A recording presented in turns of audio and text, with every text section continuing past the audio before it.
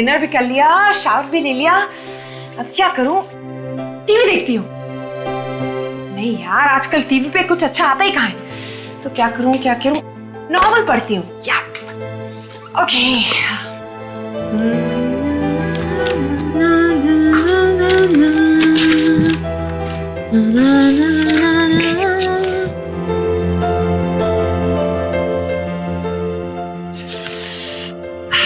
Mumbai, fresh air.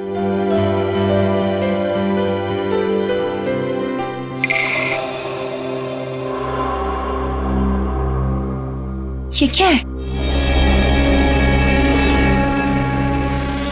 ये खून जैसा लग रहा है।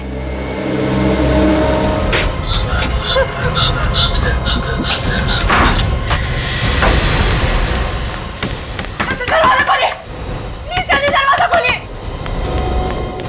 दरवाजा खोलिए, प्लीज दरवाजा खोलिए। मोना जी दरवाजा खोलिए, प्लीज मेरी मदद कीजिए।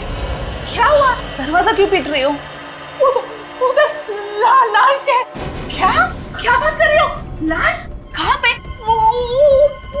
ऊपर से मतलब लाश ऊपर से नीचे गिरी? नहीं, वो बैल्कनी में लटकी हुई अभी भी। क्या? लाश अभी भी लटकी हुई है? कहाँ? हाँ, आप लोग चलिए, मैं आपको दिखाती हूँ। आइए। हाँ भैया, आइए।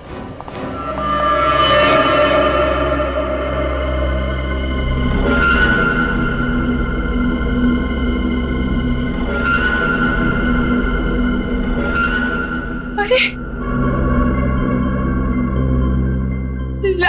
लाश कहाँ चली गई? अभी तो कहाँ है लाश? अभी यहीं पर थी, पता नहीं अचानक कहाँ गायब हो गई। मगर यहाँ तो कुछ भी नहीं है। मेरा यकीन कीजिए, यहीं पर थी लाश। तुमने कोई सपना वपना तो नहीं देख लिया? नहीं, आप लोग मेरा यकीन कीजिए, लाश यहीं पर थी। मैंने खुद अपनी आंखों से देखी है। लगता है सीआईडी को बुलाना ही पड़ेगा। सर, हमारे फ्लैट में तो ताला लगा हुआ है, बिल्कुल खाली है। उसमें लाश कैसे आ सकती है? अक्सर खाली घर ही गुनाह के अड्डे बन जाते हैं। ऐसा भी तो हो सकता है कि लाश छत पर हो। छत तो हम ऑलरेडी चेक कर चुके हैं। यहाँ तक कि सोसाइटी का कोना कोना छान मारा है हमने। सिर्फ यही एक फ्लैट बाकी है जो उस फ्लैट के एग्जैक्टली ऊपर है, जहाँ शिल्पा को लाश दिखाई दी थी। ठीक है, देख कर तसल्ली कर लीजिए। आइए।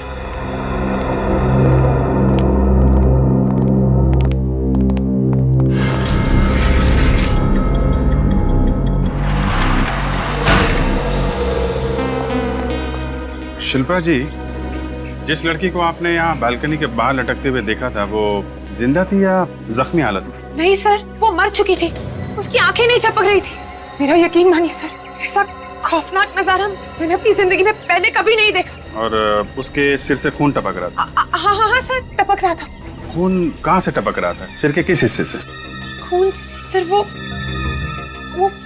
यहाँ से सर, यहाँ से खून टपक रहा था। शिल्पा जी, यहाँ रेलिंग पे या बालकनी पे कहीं भी खून के निशान तो नहीं दिख रहे। सर, हो सकता है कि बारिश की वजह से खून के निशान धुल गए हों। विनीत, एक काम करो, ये रेलिंग उठा लो, ठीक है? फोरेंसिक लैब भेज, हो सकता है खून के कुछ ट्रेसेस मिल जाए। Yes sir. यहाँ पर तो कोई लाश नहीं है, ना ही कहीं कोई हाथापाई के निशान है। काम करते हैं, पूरे फ्लैट को सर्च करते हैं।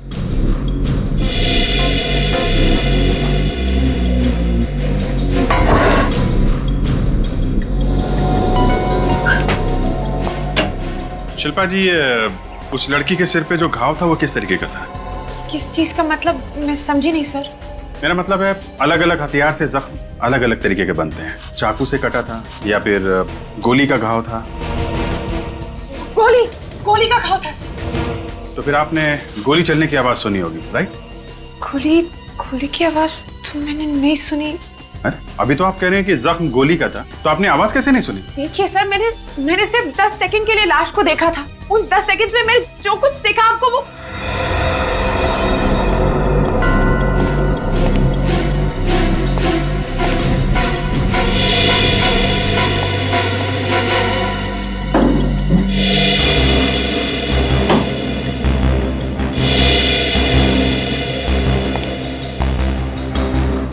यहाँ पे तो कुछ भी नहीं है। यहाँ भी कुछ नहीं है। इस फ्लैट का मालिक कौन है? महेश भाई, अमेरिका में रहते हैं। साल में एक ही बार आते हैं यहाँ। महेश भाई अमेरिका में रहते हैं? और आप मिस्टर संजय है, आप इस फ्लैट की देखभाल करते हैं। जी हाँ, महेश भाई ने इसी काम के लिए रखा है मुझे। ठीक है, नीचे चल के अभिजीत सर को इन्फॉर्म करते हैं।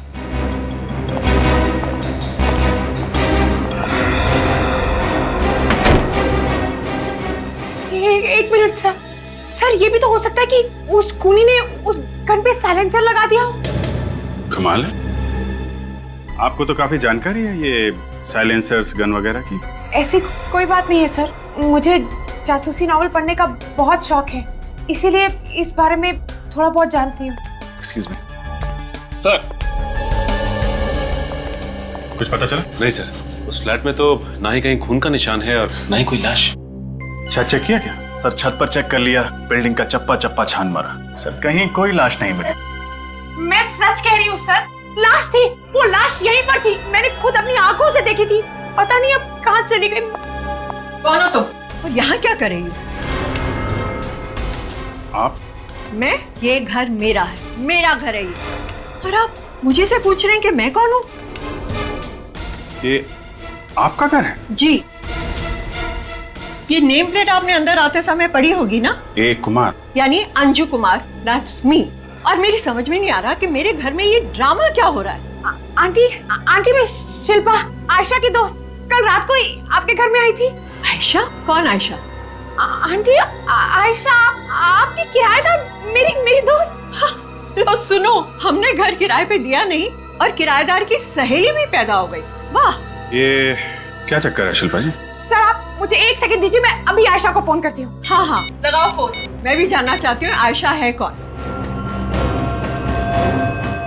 सर आयशा का फोन बंद आ रहा है सर, और मुझे नहीं पता आयशा कहाँ है। वाह, बहुत अच्छी कहानी है। एक तो जबरदस्ती किसी के घर में घुस आओ और फिर इल्जाम ऐसी लड़की पे डाल दो जो है ही नहीं। नहीं सर, आप खुद ही सोचिए, अगर आयशा नहीं होती तो मैं यहाँ कैसे होती। अब इसका पता तो सीआईडी लगाएगी शिल्पा जी। सर ये घर पिछले 3 महीनों से बंद है, मैंने इस पे ताला लगाया हुआ है। वो तो हमारी बिल्डिंग के सेक्रेटरी है, इन्होंने मुझे फोन करके बताया कि आपके किराएदार ने यहाँ लाश देखी है। हाँ, वो सो सरप्राइज्ड कि ये सो कॉल्ड किराएदार कहाँ से पैदा हो गई। शिल्पा जी, आप बहुत बड़ी मुसीबत में फंस चुकी हैं, आपको हमारे साथ ब्यूरो चलना पड़ेगा। नहीं सर, आयशा का फोन अभी भी बंद है। कोई आयशा होगी तो लगेगा ना, ये आयशा भी नकली है और नंबर भी। आप बार-बार आयशा के ना होने की बात क्यों कह रही हैं? इसलिए कि तुम गैर कानूनी तरीके से मेरे फ्लैट में घुसी हो, कब्जा करने के इरादे से। उसका अंजाम तो तुम्हें भुगतना ही होगा। मैं आपके फ्लैट में कब्जा क्यों करूंगी? बस बहुत हो गई आप दोनों की बहस। शिल्पा बताओ, शुरू से बताओ, तुम इस फ्लैट में कैसे गई और कब गई? मैं कल ही पूना से आई हूँ, काम की तलाश में। आयशा को मैं पूना से ही जानती हूँ सर, उसने सामने से कहा था कि वो मेरी मदद करना चाहती है, इसलिए जब तक मुझे नौकरी नहीं मिलती मैं उसके फ्लैट में रह सकती हूँ। अरे ये फ्लैट आयशा का नहीं, ये मेरा घर है। मिसेस कुमार प्लीज इनको बोलने दीजिए। प्लीज बोलिए आप। सर रात के 8 बजे हम बिल्डिंग के अंदर आए थे। तो सोसाइटी के वॉचमैन ने देखा होगा तुम दोनों को? नहीं, जब हम बिल्डिंग के अंदर आए तो वॉचमैन अपनी जगह पर नहीं था। सेक्रेटरी साहब, वॉचमैन क्यों नहीं था? क्या चक्कर है? क्योंकि 8 बजे ड्यूटी चेंज होती है, नाइट शिफ्ट वाले वॉचमैन के आने के टाइम हो जाता है, इसलिए 5-10 मिनट गेट पर कोई नहीं रहता। अच्छा, तो बड़ी सही वक्त पर पहुंच गई आप दोनों। फिर क्या हुआ? फिर आयशा ने अपने बैग से फ्लैट की चाबी फिर निकाली। झूठ, मेरे फ्लैट की चाबी सिर्फ मेरे पास रहती है। मिसेस कुमार प्लीज, आपको बोलने का मौका मिला है, शिल्पा को बोलने दीजिए। बताओ। फिर आयशा ने मुझे अपना पूरा फ्लैट दिखाया। उसने मुझसे कहा कि उसे नाइट शिफ्ट के लिए ऑफिस जाना है, मैं बाहर से खाना ऑर्डर कर लूं और खाकर सो जाऊं। कहाँ काम करती थी आयशा? नाम वाम बताया उसने कभी? हाँ सर, नाम तो बताया था उसने, कुछ पी से था सर, प्रिसिशन मार्केटिंग सॉल्यूशन। हाँ सर, यही नाम था। Precision marketing solution. आइए सर, आइए यहाँ पूछिए सर, इनसे पता करते हैं। सुनिए, यहाँ पे कोई आयशा नाम की लड़की काम करती है क्या? आयशा? नहीं, यहाँ पर तो इस नाम की कोई लड़की काम नहीं करती। ये आप क्या कह रहे हैं? आयशा कुमार नाम है उसका। आप अंदर जाकर पूछिए प्लीज। मैडम, मुझे यहाँ के एक एम्प्लॉय का नाम जुबानी याद है। जुबानी याद है? जी। शिल्पा जी, आपके पास आयशा की कोई फोटो है? फोटो तो नहीं है मेरे पास। आप तो कह रही थी कि आयशा आपकी दोस्त है और एक फोटोग्राफ भी नहीं है आपके पास। सर बात मैनेजर साहब, आप प्लीज मुझे ऑफिस के सभी एम्प्लॉयज की फोटोज दिखाइए। जी जरूर। गीता, हमारे एम्प्लॉयज वालों की फाइल देना।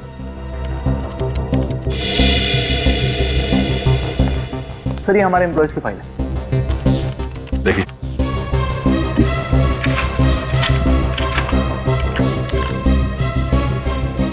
नहीं सर, इनमें से तो कोई भी आयशा नहीं है।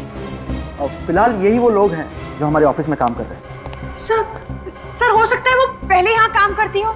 एक मिनट सर, हमारे एक्स एम्प्लॉयज की फाइल देना। सर ये हमारे एक्स एम्प्लॉयज की फाइल है। ये भी देखिए।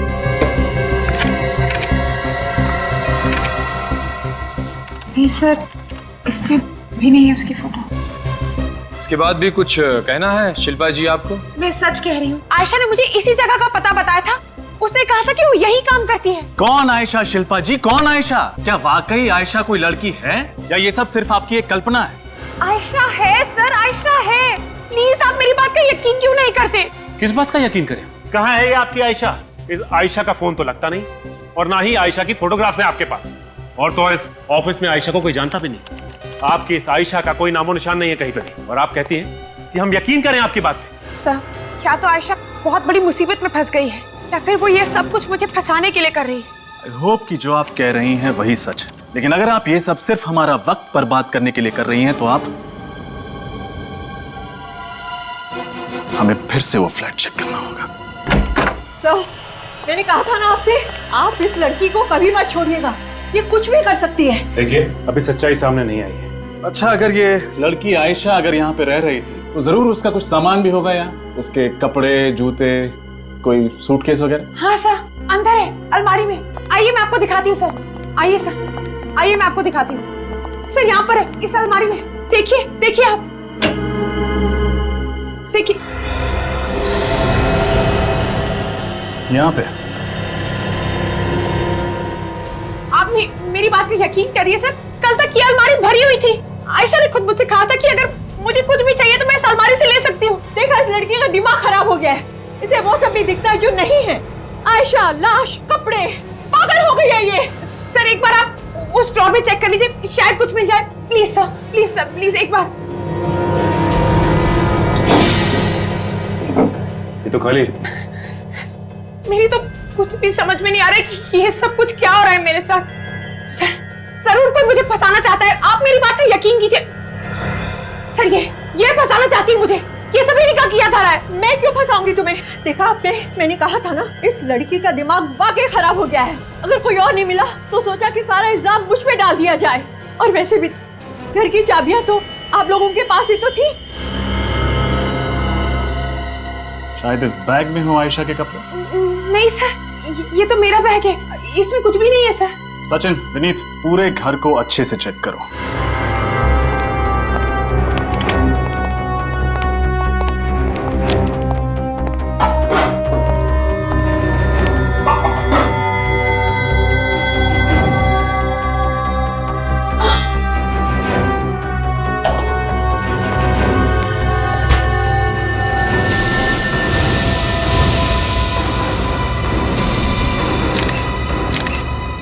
सचिन,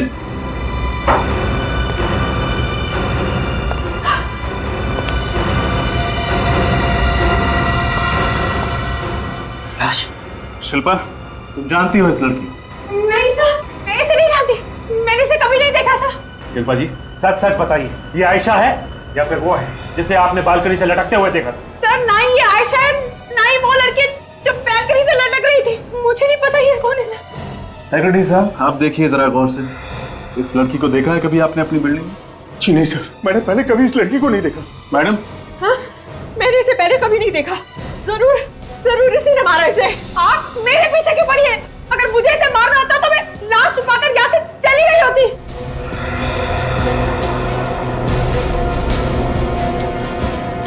लाश को देखकर लगता है खून थोड़ी ही देर पहले हुआ होगा, ज्यादा से ज्यादा 2 या 3 घंटे। और यहाँ पे ये खून की बूंदें भी। इसका मतलब है कि खून जरूर यहीं कहीं आसपास हुआ है। सोलंकी साहब। हाँ सर। तो सर यहाँ पे एक लाश भी मिली है। अच्छा, ठीक है। कमाल की बात है शिल्पा जी, आप तो सच कह रही थी। मतलब ये कि बालकनी की रेलिंग पे हमें खून के ट्रेसेस मिले हैं। देखा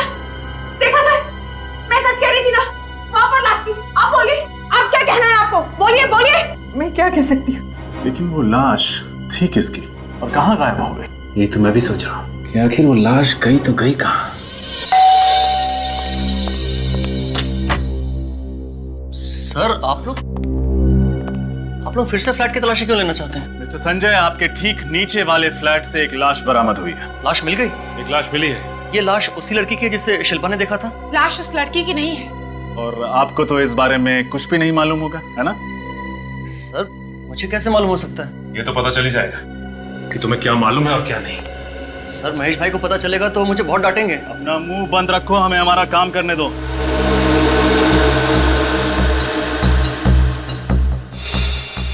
अरे ये क्या है? नीत कॉन्सेप्ट।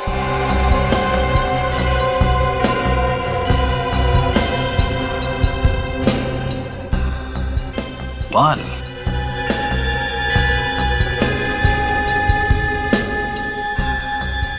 लड़की का बाल। देखा? क्यों मिस्टर संजय, क्या कहते हैं आप?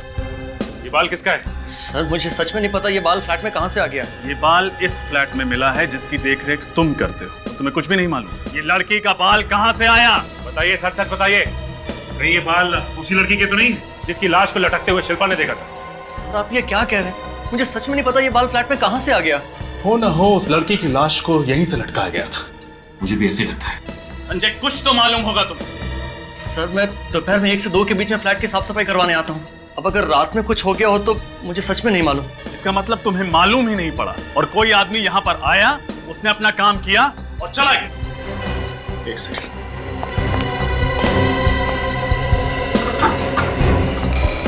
कुछ तो छेड़खानी हुई है। वॉचमैन, सोसाइटी के अंदर बाहर से कोई आदमी आता है तो तुम्हें तो मालूम पड़ ही जाता होगा। हाँ साहब, हम बाहर से आने वाले किसी भी आदमी को सोसाइटी के अंदर ऐसे ही घुसने नहीं देते। मगर क्या? मगर कोई पीछे के गेट से अगर अंदर आता है तो। एक सेकंड बोलने दीजिए इसे।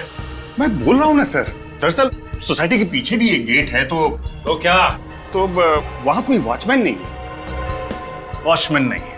क्या बात है। अब आप हमें वो गेट दिखाने का कष्ट करेंगे? चलिए आइए।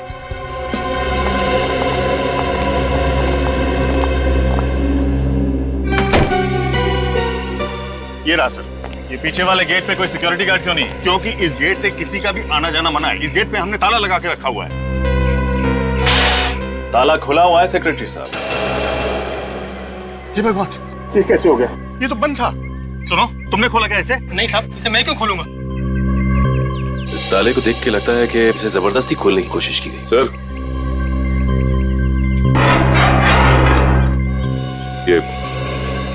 ये देखिए पैरों के निशान।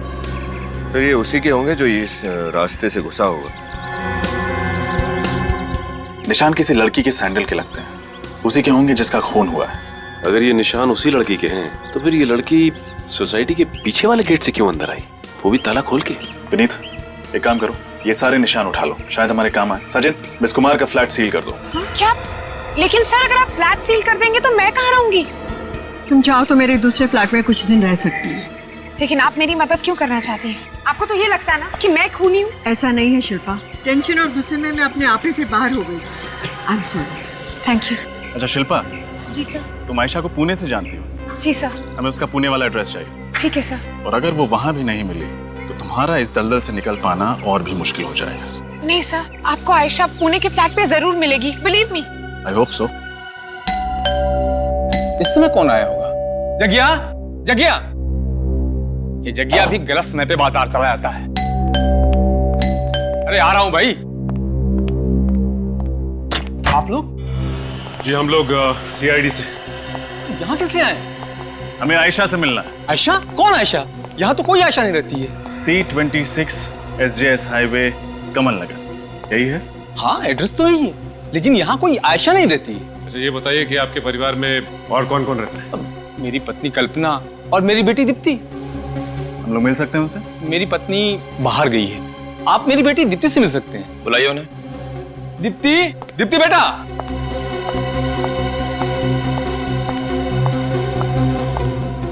ये है मेरी बेटी दीप्ति। तो ये आपकी बेटी दीप्ति है? जी। हेलो। अच्छा दीप्ति, ये बताओ कि तुम आयशा नाम की किसी लड़की को जानती हो क्या? हो सकता है तुम्हारे आस पड़ोस में रहती हो। नहीं, मैं किसी आयशा नाम की लड़की को नहीं जानती। उसका कद तकरीबन 5 फुट 4 इंच है, रंग गोरा है, लंबे बाल हैं, ऐसी कोई लड़की ध्यान में आ रही है आपके? बेटा जरा सोच के बताओ, शायद तुम्हें याद आ जाए। नहीं। शिल्पा, शिल्पा का नाम सुना है? नहीं, मैं इसे भी नहीं जानती। चाहिए, ये शिल्पा है। हमने इससे पहले कभी नहीं देखा। लेकिन इसी ने तो हमें बताया कि आयशा यहाँ रहती है। कमाल है, दिखने में तो शरीफ लग रही है, पर झूठ क्यों बोल रही है? अब ये झूठ क्यों बोल रही है, इसका जवाब तो शिल्पा ही दे सकती है।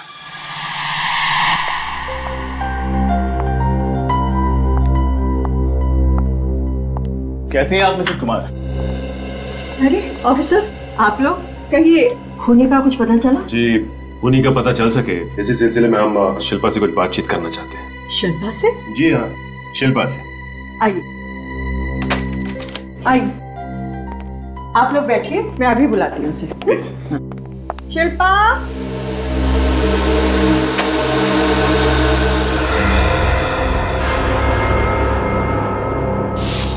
शिल्पा कहाँ चली गई? ऑफिसर, जब मैं घर से गई थी तो यही थी, कहाँ चली गई? ढूंढो, पूरा घर ढूंढो।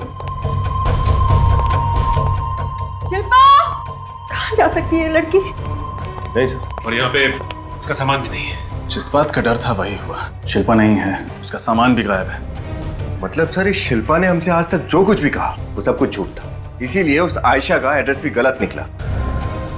सब झूठ विनीत, सब झूठ। उसने शुरू से लेकर अब तक जो कुछ भी बोला है सिर्फ झूठ बोला।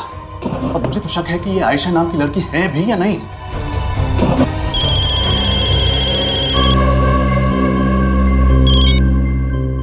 हाँ सारुण साहब। हाँ सारुण के बॉस, फ्लैट पर से आप ये जो रेलिंग लेकर के आए हैं, मुझे वाकई इस पर से ब्लड ट्रेसेस मिले। खून के ट्रेसेस मिले यहाँ पर? ये यहाँ पर। और एक बात सर, ये लड़की का बाल जो आप लोगों को ऊपर वाले फ्लैट से मिला है और इस रेलिंग पे जो खून लगा हुआ है, ये दोनों का डीएनए मैच होता है, मगर ये खून और ये बाल इस लड़की का नहीं है। मतलब ये बाल और खून किसी दूसरी लड़की के? एग्जैक्टली फ्रेडी, वही तो हम कहना चाह रहे हैं, वो कोई और ही लड़की है। इसका मतलब सर, शिल्पा ने बालकनी में वो लाश देखी थी। शिल्पा ने जरूर लाश को देखा है, मगर ये लाश गायब कहाँ हो गई? ऐसा लगता है कि उस लड़की का खून ऊपर वाले फ्लैट में हुआ है, क्योंकि ये बाल हमें वहीं से मिला है, महेश भाई के फ्लैट में, जिसकी देखभाल संजय करता है। संजय? अभिजीत, ये संजय बहुत कुछ जानता है, लेकिन हमसे छुपा रहा है ये हमसे कुछ। हाँ सर, फ्लैट के लॉक के साथ छेड़छाड़ की गई है, पीछे वाले गेट पे लड़की के सैंडल के निशान मिले हैं, और ये संजय कहता है उसे कुछ मालूम ही नहीं। वही तो। अभिजीत जरा सोचो, शिल्पा जब मिसेस कुमार के फ्लैट में खड़ी रहती है बालकनी में, तब उसे दिखती है एक लटकती हुई लाश जो थोड़ी देर बाद गायब होती है। अब उसी फ्लैट में हमें मिलती है ये लाश, एक लड़की की लाश, फ्रिज में, और फ्लैट के बालकनी के रेलिंग पर मिलते हैं खून के ट्रेसेस। अब बिल्कुल मिसेस कुमार के फ्लैट के ऊपर वाले फ्लैट में, महेश भाई के फ्लैट में, जिसकी देखभाल संजय करता है, वहां पे मिलता है एक बाल, एक लड़की का बाल। जब ये बाल और ये खून दोनों मैच किए जाते हैं तो पता चलता है कि ये दोनों भी चीजें, ये बाल और खून, एक ही लड़की के हैं, लेकिन वो लड़की ये नहीं। तो इसका मतलब है कि वो बाल और खून उसी लाश के हैं जो शिल्पा ने देखी थी। इतना सब होने के बाद जिसने ये लाश देखी, ये शिल्पा ही गायब हो गई। और फिर अभिजीत, ये सारी कड़ियां अलग है, लेकिन कहीं ना कहीं तो जुड़ी हुई है। सर, अगर शिल्पा सच बोल रही थी और वो निर्दोष है तो फिर गायब क्यों हो गई? सर, ये भी हो सकता है कि शिल्पा को किसी ने गायब कर दिया, हमें और गुमराह करने के लिए। हो सकता है, लेकिन है कौन वो जो हमें गुमराह करने की कोशिश कर रहा है?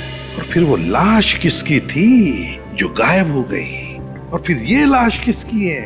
ये लड़की है कौन जिसकी लाश हमें मिसेस कुमार के फ्रिज में से मिली? और फिर शिल्पा कहाँ गायब हो गई और क्यों? सर, मुझे लगता है कि इन दोनों लड़कियों का खून किसी एक आदमी ने ही किया है, और वो बिल्डिंग का ही कोई आदमी है, जिसे मालूम है कि दोनों फ्लैट्स खाली है। हाँ अभिजीत, हो सकता है, लेकिन मिसिंग पर्सन ब्यूरो से क्या पता चला? हाँ सर, उस लाश की फोटो भिजवाई थी हम लोगों ने वहां पे, लेकिन वहां पे तो ऐसे किसी लड़की के गायब होने की कोई खबर नहीं है। यही तो समझ में नहीं आ रहा है अभिजीत कि ये चक्कर क्या है। कुछ ना कुछ तो गड़बड़ जरूर है अभिजीत, कुछ ना कुछ तो गड़बड़ जरूर है। ये आयशा जिसके बारे में किसी को कुछ पता नहीं, ये शिल्पा जो गायब है, और फिर वो 2 लाशें, वो 1 लाश जो हवा में गायब हो गई और दूसरी लाश जो मिसेस कुमार के घर के फ्रिज में मिलती है। इन चारों को जुड़ने वाली वो जो कड़ी है वो नहीं मिल रही अभिजीत, वो नहीं मिल रही है। वो क्या है? वो कड़ी है शिल्पा जो गायब हो गई है सर। क्या क्या कहानी बनाई है। आयशा ने उसे बुलाया है इस फ्लैट में रहने के लिए। आयशा जिसके घर का पता गलत है, ऑफिस का पता वो भी गलत है। और फिर ये आयशा है कौन? ये आयशा है भी या नहीं ये कौन जानता है? सर शिल्पा ने जो आयशा का फोन नंबर बताया था वो सही निकला। मोबाइल कंपनी से पता चला ना? हाँ सर, हम वहीं से आ रहे हैं। सर वो नंबर आयशा कुमार का ही है, ये रहा उसका एड्रेस। आयशा कुमार। अभिजीत, ये है इस मिस्टीरियस आयशा का असली घर का पता। अभी आयशा ही बताएगी शिल्पा है कहां।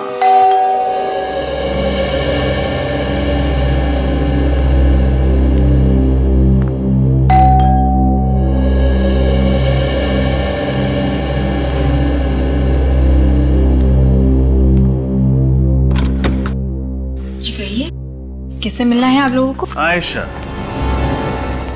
जी हाँ, मैं ही आयशा हूँ, लेकिन आप लोग कौन हैं?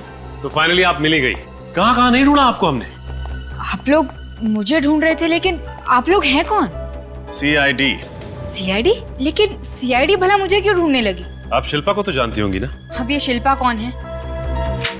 आप अपनी सहेली शिल्पा को नहीं पहचानती? ये शिल्पा है? हाँ यही शिल्पा है। लेकिन ये मेरी कोई सहेली वहेली नहीं है। तो फिर आप फोटो देख के चौंक क्यों गई? वो इसलिए क्योंकि ये परसों ही मुझे मेरे घर के बाहर मिली थी।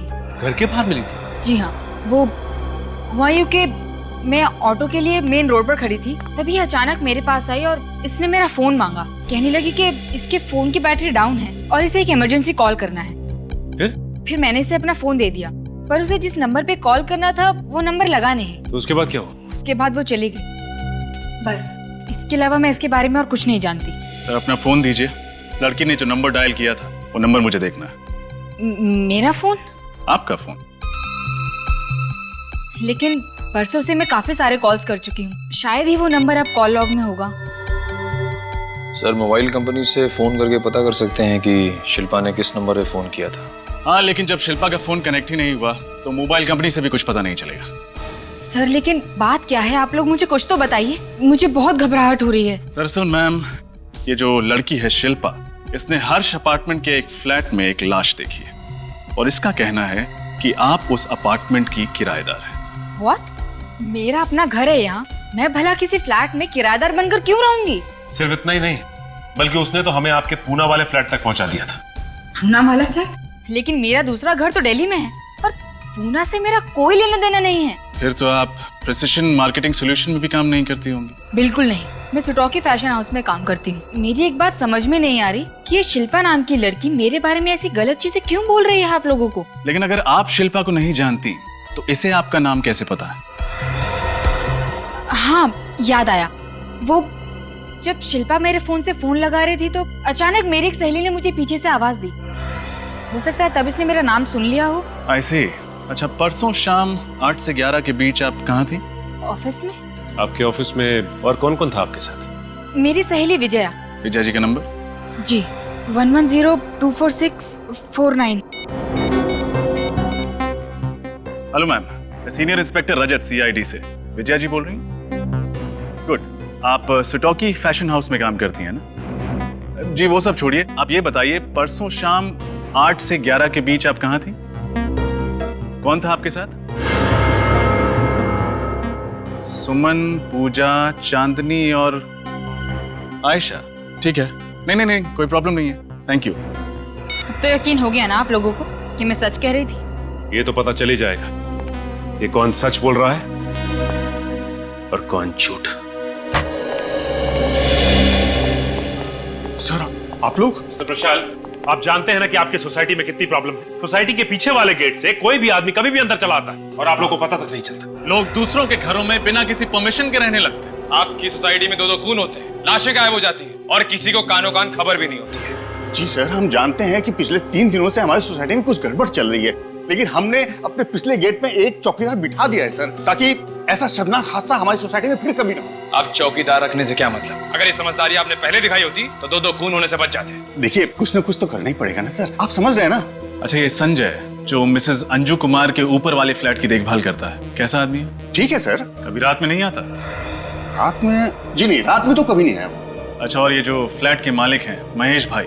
सर, उनके तो दर्शन ही नहीं होते। जब से उन्होंने ये फ्लैट खरीदा है तब से एक बार भी नहीं आए यहाँ पर। और ये जो अंजू कुमार जी हैं जिनके फ्लैट में लाश मिली है, उनके बारे में क्या बता सकते हैं? अब क्या बताऊं सर, बहुत तनहा जिंदगी है उनकी। पति मर चुका है, उनका जो बेटा है वो अमेरिका जाके बस गया है, और इस शहर में यहाँ उनका और कोई भी नहीं। फिर उनके घर का खर्च वगैरह कैसे चलता है? बेटा पैसे भेजता है क्या अमेरिका से? कहाँ सर, बेटा तो बड़ा ही नालायक निकला। पैसा भेजना तो दूर, एक फोन तक नहीं करता अपनी माँ को। तो फिर पैसों का इंतजाम कैसे करती हैं अंजू जी? 3 महीने पहले तो उनके घर में एक किराएदार थी, इसी से उनके घर का खर्चा चल जाया करता था। लेकिन जैसा कि आप लोग अच्छी तरह जानते हैं कि पिछले 3 महीनों से उनका घर खाली पड़ा हुआ है।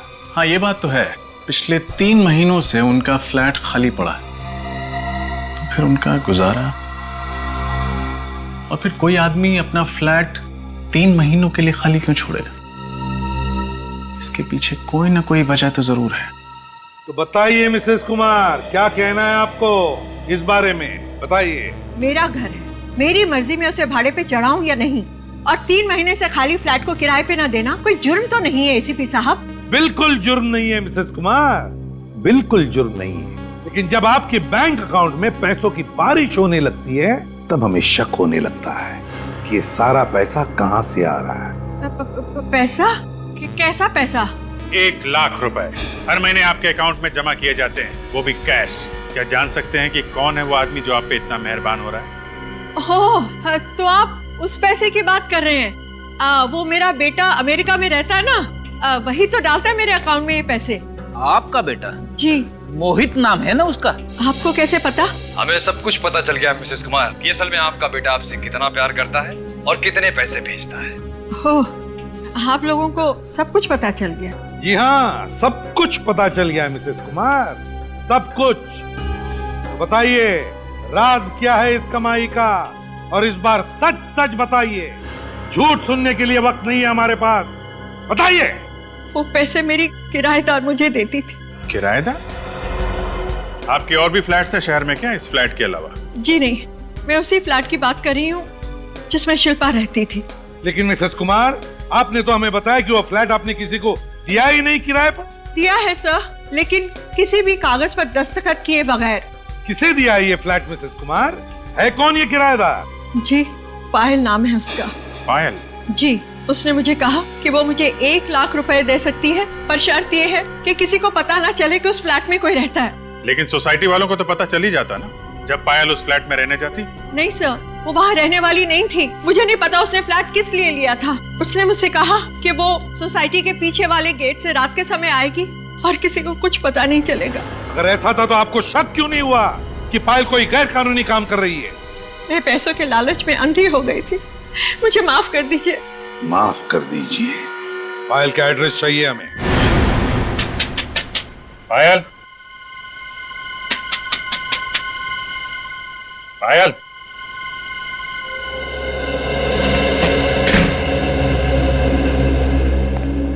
घर तो खाली दिख रहा है, पूरे घर को चेक करो।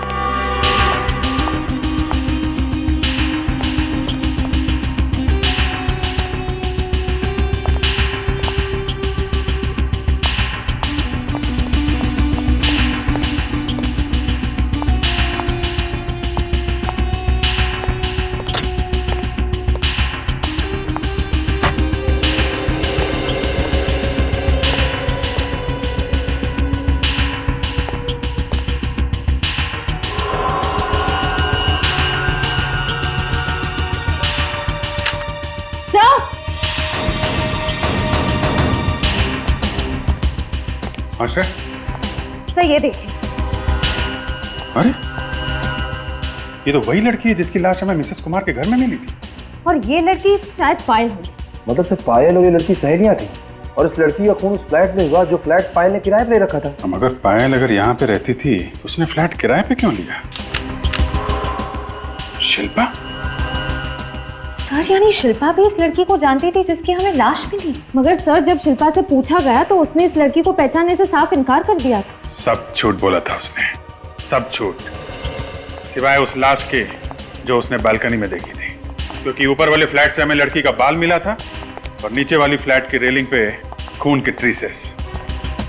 सर अगर शिल्पा इस लड़की को जानती थी और ये लड़की पायल की दोस्त थी तो हो सकता है शिल्पा और पायल भी एक दूसरे को जानते हो। मुझे तो लगता है ये दोनों साथ मिलके भागे हैं। सर हो सकता है इस लड़की का खून उन दोनों ने मिलकर किया हो। तभी पायल ने वो फ्लैट किराए पे लिया था। इस लड़की को वहां बुलाया, किसी बात पे कुछ झगड़ा वगड़ा हुआ और इसका खून हो गया। मगर सर अब ये शिल्पा और पायल को हम ढूंढेंगे कैसे? ढूंढेंगे श्रेया, ढूंढेंगे।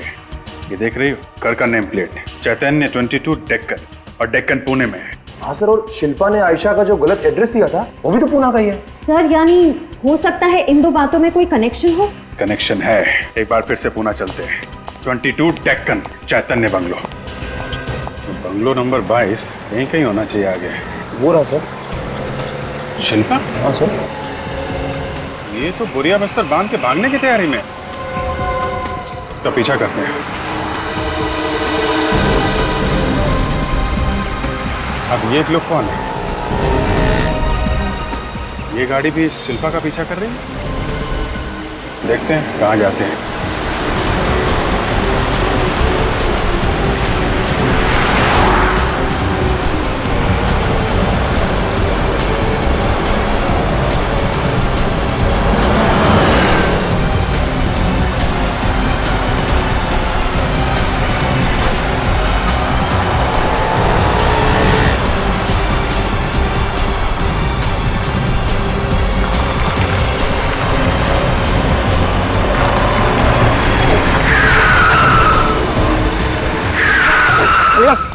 उतारो इसको, चल उतारो, चल निकल, उतार, चल चल उतार।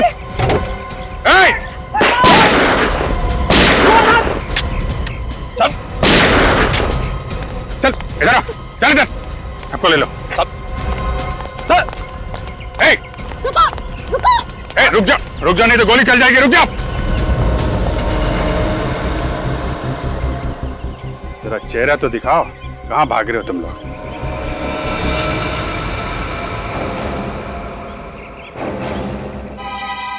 आयशा?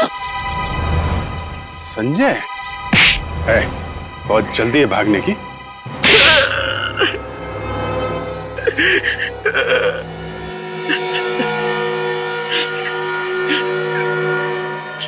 प्लान तो बहुत अच्छा था हमारा, लेकिन आप लोग अब तक पहुंच ही गए। बड़े बड़े मुजरिमों के अच्छे अच्छे प्लान बिगाड़ने की आदत है हमें, समझे? अब बोलो, ऐसी क्या जरूरत पड़ी दो खून करने की? हाँ? मैं और आयशा ड्रग्स का धंधा करते। ड्रग्स छुपाने के लिए हमें सुरक्षित जगह की जरूरत थी, और महेश भाई के फ्लैट से ज्यादा अच्छा ठिकाना हमें दूसरा नहीं मिला। ड्रग्स बेचते हो तुम लोग?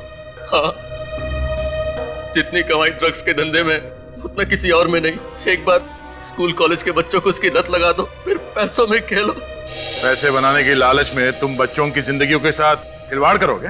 हाँ? इस काम के लिए शरीफ घर की लड़कियों की जरूरत पड़ती थी, क्योंकि उन पर कोई शक नहीं करता था। और उनमें से एक लड़की थी पायल, जो मिसेस कुमार के फ्लैट में रहती थी शिल्पा से पहले। हाँ, पायल और माया एक साथ मिसेस कुमार के घर पे रहते थे। दोनों मेरे लिए काम करते थे। मैं और पायल एक दूसरे से प्यार करते थे, और वो इस प्यार को शादी में बदलना चाहती थी, जो मेरे लिए मुमकिन नहीं था। और इसलिए जब उस रात वो फ्लैट में आई। बोलो, क्यों बुलाया तुमने मुझे यहाँ? तुमसे आखिरी बार ये पूछना कि तुम्हें मेरी मोहब्बत मंजूर है या नहीं। अगर इतना ही प्यार करते हो मुझसे, तो डिवोर्स क्यों नहीं देते अपनी वाइफ को? कर लो मुझसे शादी। प्यार और शादी का आपस में क्या लेना देना? प्यार अपनी जगह है और शादी अपनी जगह। मुझे तो खुद पे शर्म आ रही है कि मैंने तुम जैसे इंसान से प्यार किया, जो गिरगिट की तरह रंग बदलता है। मुझे पता था तुम्हारे पास इतना दिमाग है ही नहीं कि तुम्हें मेरी बात समझ में आए।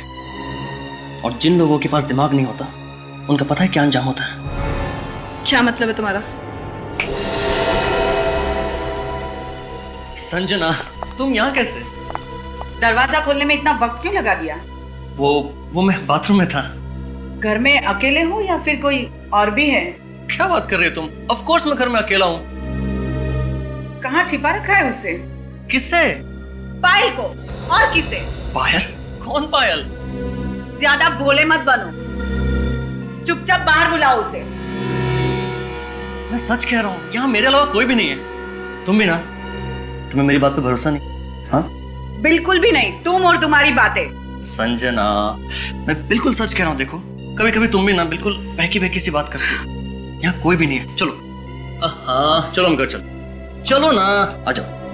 बदकिस्मती से जब मेरे आदमी पायल की लाश को बालकनी से लटका रहे थे तो नीचे वाले फ्लैट से शिल्पा ने उसे देख लिया। और शिल्पा के जाने के बाद तुम्हारे आदमियों ने वो लाश ऊपर खींच ली और चुपचाप सोसाइटी के बाहर ले जाके पायल की लाश को ठिकाने लगा दिया। हाँ, जब शिल्पा पहली बार मुंबई आई तो मैं उसे इसी इरादे से अपने पास लेकर आई कि उसे भी ड्रग्स के धंधे में लगा लूं। लेकिन उसकी लाश देख लेने के बाद सब कुछ उल्टा पड़ गया और उस हंगामे के बाद मैं फ्लैट में वापस नहीं आई। आयशा, मैं तुम्हें अपना दोस्त समझती थी। एक शराफत की जिंदगी की तलाश में आई थी मैं यहाँ, और तुम मुझे अपने साथ इस जुर्म के दलदल में खींचना चाहती थी। तुम भी कोई शराफत की मूर्ति नहीं हो शिल्पा। माया की लाश को पहचानने के बावजूद भी तुमने हमसे झूठ कहा। सर, मैं डर गई थी, इस बेवजह के झमेले में नहीं पड़ना चाहती, इसीलिए झूठ बोलकर इस शहर से भाग जाने में मैंने अपनी भलाई समझी। बहुत गलत कदम उठाया तुमने भाग के शिल्पा, बहुत गलत कदम उठाया। अगर तुम निर्दोष थी तो भागने की जरूरत क्या थी? हमें आकर बता देती सच्चाई क्या है। जो लाश हमें मिसेस कुमार के फ्रिज में से मिली है वो माया की है ना? हा? माया को तुमने ही मारा ना? हाँ, जब आप लोग फ्लैट की तलाशी लेके चले गए तो पायल को ढूंढते ढूंढते माया फ्लैट पर आ गई। अब कौन आया? आओ माया, आओ। तुम इस वक्त यहाँ? पायल कहाँ है? पायल? मुझे क्या पता पायल कहाँ है? झूठ मत बोलो, मुझे पता है वो कल तुमसे मिलने यहाँ आई थी और अब तक घर वापस नहीं गई है। माया, मैं खुद पायल से एक हफ्ते से नहीं मिला हूँ। तुम उसे कॉल क्यों नहीं कर लेती हो? उसका नंबर बंद आ रहा है। सच सच बताओ पायल का है, वरना मैं तुम्हारे प्यार का भांडा तुम्हारी बीवी के सामने फोड़ूंगी। माया प्लीज ऐसा मत करना, प्लीज माया।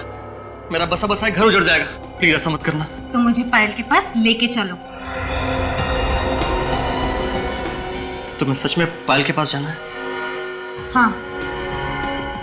चलो, आओ आओ मेरे साथ। मगर अभी तो आओ ना, मैं तुम्हें लेके जाता हूँ उसके पास। मैं किसी तरह माया को समझा बुझाकर नीचे मिसेस कुमार के फ्लैट में लेके गया और वहां उसे मारकर उसकी लाश को फ्रिज में छिपा दिया। अब आप ही बताइए मैं क्या करता? चुप! पैसों की लालच में ड्रग्स बेचे तुमने, देश के नौजवानों को बर्बाद कर दिया, दो खून कर दिए। तुम दोनों को तो फांसी ही होगी। हेलो, खाना खा लो। कहते हैं वक्त हर जख्म को भर देता है, मगर वक्त ही मेरा जख्म है। 14 साल कम समय नहीं होता, खास करके तब जब रोजाना आपका खाना वेज हाक्का नूडल्स हो। मगर मैं खाऊंगा, जिंदा जो रहना है मुझे, ये जानने के लिए कि वो कौन दुश्मन है मेरा जो इतनी नफरत करता है मुझसे। कभी ना कभी तो जरूर आजाद करेगा वो मुझे इस पिंजरे से।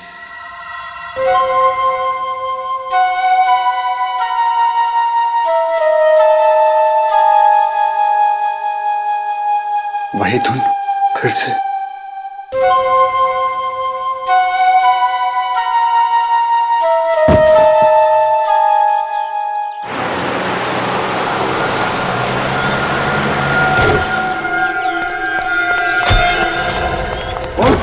खोल।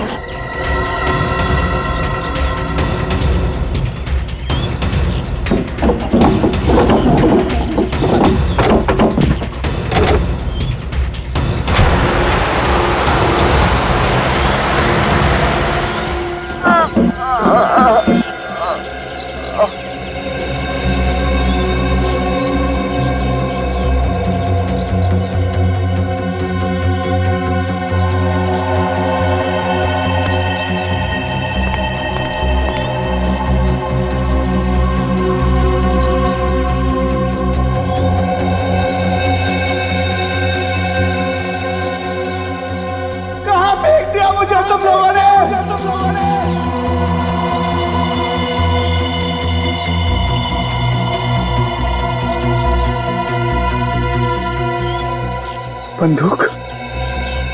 उसने मुझे बंदूक क्यों दी?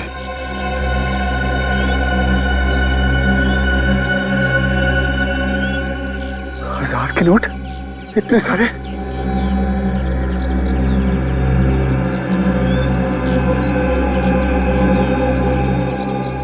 ये कैसा मोबाइल फोन?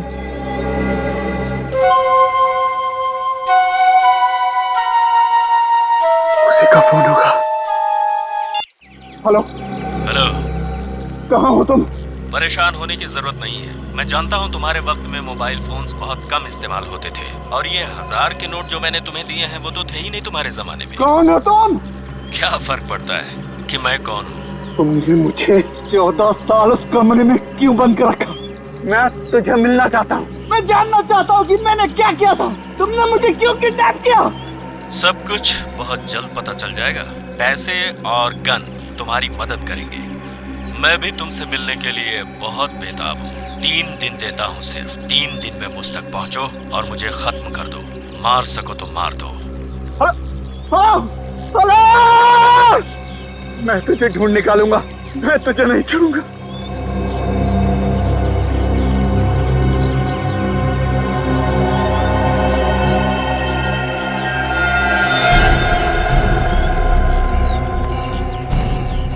कौन सा जंगल है?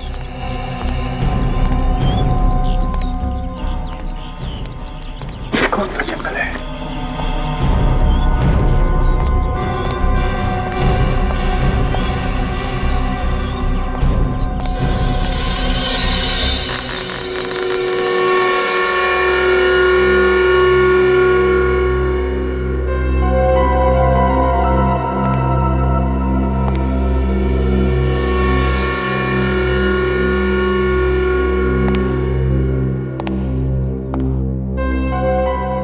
मेरे हंसते खेलते घर को उसकी नजर लग गई।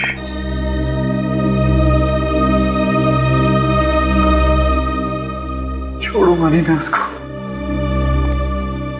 उसने मेरी जिंदगी बर्बाद कर दी, मेरा घर बर्बाद कर दिया। मैं उसे ढूंढ कर ही निकालूंगा, ढूंढ कर ही निकालूंगा।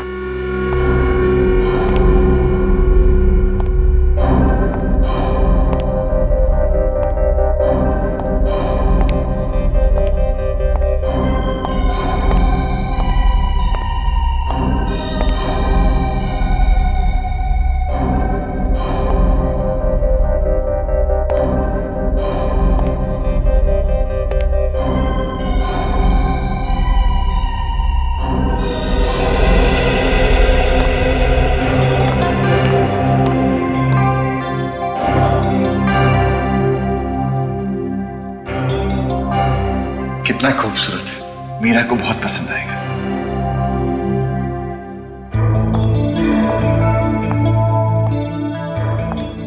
क्या बात है, बड़े खुश लग रहे हो। खुशी की बात है। आखिर क्या बात है, हमें भी तो पता चले। बताता हूँ थोड़ा सब्र करो। सब्र का फल मीठा होता है। कितना सुखी परिवार था हमारा। मेरी मीरा बेटी कैसी है? कितने खुश थे। अब तुम बाहर जाओ, मैं आता हूं।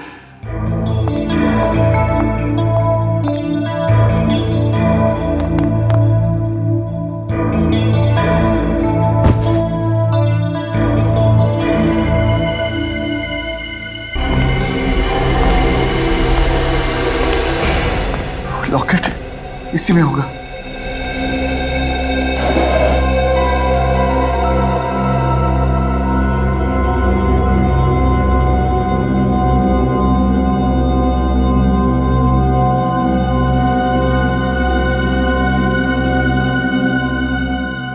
इसे मैं अपने पास रख लेता हूं। इसमें एक डायरी होगी, इसमें हो गई। ये रही।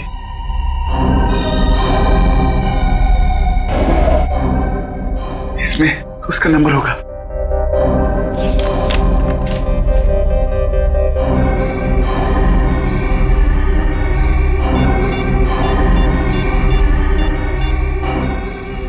हेलो गिरीश, मैं देव। कहाँ है तू? कैसा है? कहाँ था इतने साल? गिरीश, मैं ये सब फोन पर नहीं बता सकता।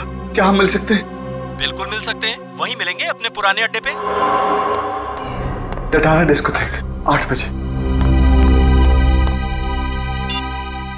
तुम? महेश, खूनी? मैं जानता था कि तुम एक ना एक दिन वापस जरूर आओगे। तुमने क्या सोचा था कि 14 साल के बाद भागकर वापस आने पर तुम्हें मिलने वाली सजा से तुम बच जाओगे? मैंने कोई गुनाह नहीं किया। तुमने अपनी बीवी प्रिया का खून किया है। मैं अभी सीआईडी को फोन लगाता हूँ। सीआईडी को फोन मत करना। महेश, अरे सीआईडी को फोन मत करना। तुम्हारे पास बंदूक है तो मुझे फोन लगाना ही पड़ेगा।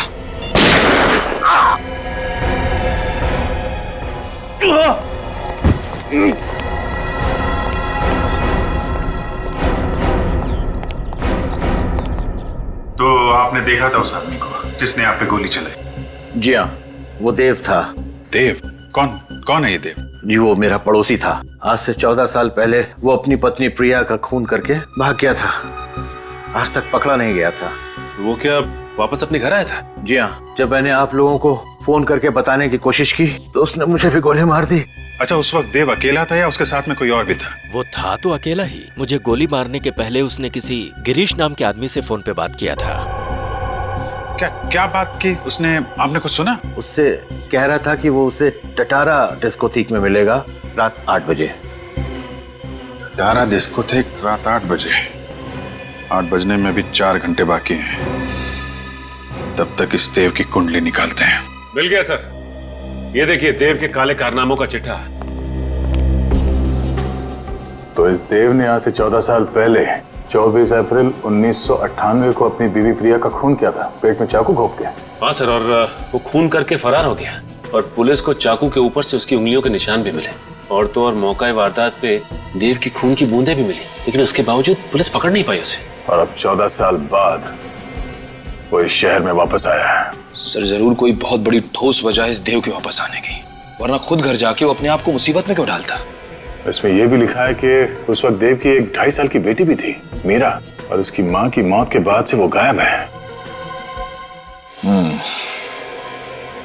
आ रहा है ना आज रात ये देव टटारा डिस्कोथेक में। बहुत सारे सवालों के जवाब देने इस देव को।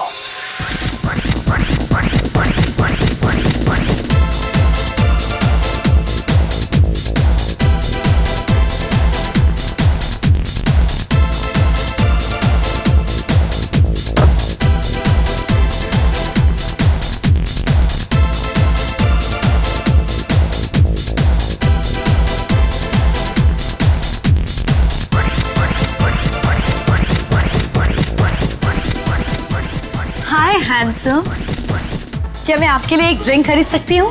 No. No problem, no issues. कुछ और कर सकती हूँ? हाँ, जस्ट लीव मी अलोन। अगर मैं आपको अकेला छोड़ दूंगी तो आपको गिरीश तक कौन पहुंचाएगा? तुम गिरीश को जानती हो? आओ मेरे साथ।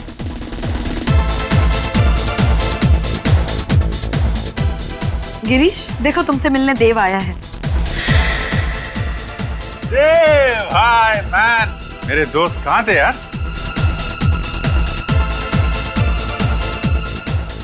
क्या मजाक है? ये गिरीश नहीं है। सही पहचान। मैं बाराती हूँ, तुम्हारी बारात में शामिल होने आया हूँ। देव, अरे मेरे दोस्त, यार मैं तुम्हें ढूंढ रहा था। कैसा है तू? हाँ, चल घर चले। मैंने तुमसे बहुत सारी बातें करनी है। कोई कहीं नहीं जाएगा। पहले तुम लोग ससुराल चलोगे। ससुराल? हाँ, ससुराल। CID bureau. CID bureau? मेरे पास वक्त नहीं है। वक्त तो मेरे पास भी नहीं है। जो जुर्म आप लोग मुझसे कबूल करवाना चाह रहे हो वो मैंने किया ही नहीं है। झूठ बोल रहे हो तुम। अपनी बीवी प्रिया का खून तुमने ही किया। मैं तो उससे स्कूल के दिनों से ही प्यार करता था। स्कूल के दिनों से? मतलब तुम और प्रिया के एक ही स्कूल में पढ़ते थे? कौन से स्कूल में पढ़ते थे तुम? एक ही स्कूल में नहीं सर, मैं ग्रीन हॉर्न्स में था और वो एसके स्कूल में। मैं उससे जान से भी ज्यादा प्यार करता था। मैं उसका खून क्यों करूंगा? ये सच कह रहा है सर। मेरा नाम गिरीश है, मैं देव का दोस्त हूँ। प्रिया भाभी और देव के प्यार की मिसाल तो हम सभी दोस्त दिया करते थे। अगर तुमने खून नहीं किया तो इतने साल तक कहाँ गायब रहे? पुलिस से डर के भाग क्यों रहते तुम? मैं नहीं भागा। तो क्या 14 साल से हिमालय में जाकर बैठे थे समाधि लगाकर? सर मैं किडनैप हो गया था। किडनैप? वो भी 14 साल के लिए? हाँ। मतलब 1998 से लेके 2012 तक तुम किडनैपर की कैद में थे? किसने किया था तुम्हें किडनैप? मुझे नहीं पता सर।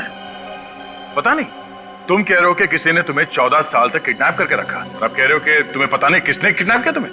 मैं कभी उसका चेहरा नहीं देख पाया और ना ही उसने कभी अपना नाम बताया। चलो नाम नहीं सही, वजह तो बताई होगी किडनैप करने की। मुझे कोई वजह नहीं बताई उसने। वजह भी नहीं बताई, और तुम चाहते हो कि हम तुम्हारी इस कहानी पर विश्वास करें कि तुम्हें 14 साल के लिए किसी ने किडनैप किया था, कैद में रखा था, मगर किसने किया ये तुम्हें पता नहीं, क्यों किया ये भी तुम्हें पता नहीं। तो फिर चलो ये बताओ, कहां पे रखा था तुम्हें किडनैप करके, बताओ। मुझे नहीं पता था, बस एक कमरा था जिसमें टीवी, फ्रिज, एसी, सारी सुविधाएं दी थी। मैं उसे नहीं जानता और ना मुझे पता था कि मैं उस कमरे में 14 साल रहने वाला। तुम्हारी इस कहानी पर हमें बिल्कुल विश्वास नहीं, फिर भी और एक मौका देता हूं तुम्हें। सच सच बताओ, बिल्कुल शुरू से, जिस दिन तुम किडनैप हुए थे उस दिन से। 21 अप्रैल 1998। मेरी छोटी सी जिंदगी बड़े सुकून से कट रही थी। सारी खुशियां थी मेरे पास। मैं, मेरी बीवी प्रिया और हमारी नन्ही सी बच्ची मीरा। कितना खूबसूरत है, उसे बहुत पसंद आएगा।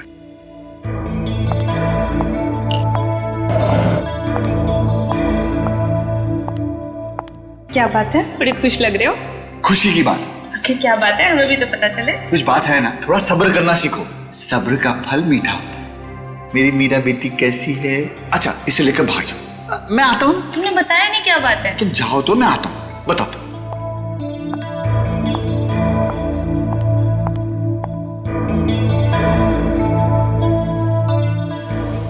ये क्या हो रहा है?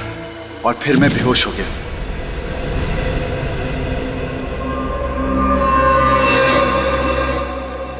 जब नींद खुली तो देखा किसी अनजान जगह पर हूं। उस वक्त मैं ये नहीं जानता था कि मुझे वहां 14 साल बिताने होंगे, पर अगर ये बात मुझे पता भी होती तो क्या मेरा दर्द कुछ कम हो जाता?